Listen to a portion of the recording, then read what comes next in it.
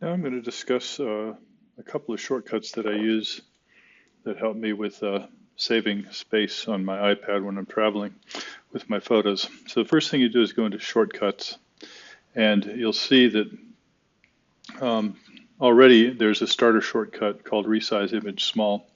And we can click into this one and we can see that by tapping here that basically it receives the input from the share sheet.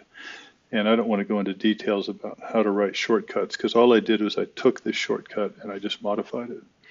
And then what I do is I change the resize here to 1920, which is a full HD width.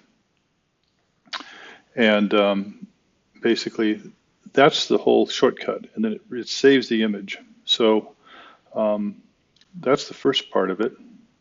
And then I also did one that I call resize image 4K. And the way you get to that is pretty simple. You tap and hold the shortcut and you come down here and it says duplicate.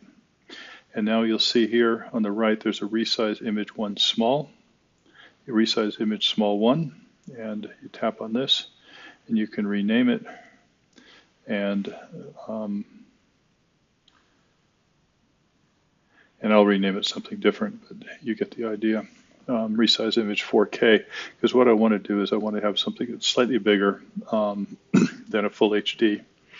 And I'll take that one, and then I'll go in and I'll edit it by tapping on the 3 dots, and then I'll just change this number to 3840, which is a 4K pixel width. You can make it anything you want, but that's what I just chose to do. Anyway, and that's done. And now I have these shortcuts here. So I can take an image and resize it small, which is full HD, which is this one here, or I can go and resize to 4K. Now to show how this works, we go into Photos and we pick a recently edited photo.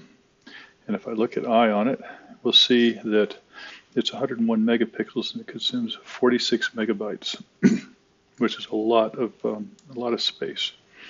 So what I do now is I connect or click here on the shortcuts at the bottom, and there's a number of the normal things. But down here you'll see it'll say resize image 4K, and there's the one I just created. So I'll just tap that, and it'll do it.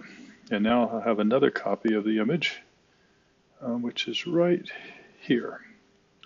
And if I look at this, you'll see that it's now 3840, 11 megapixels, and it's 1.4 megabytes. It looks the same, but it's just lower resolution.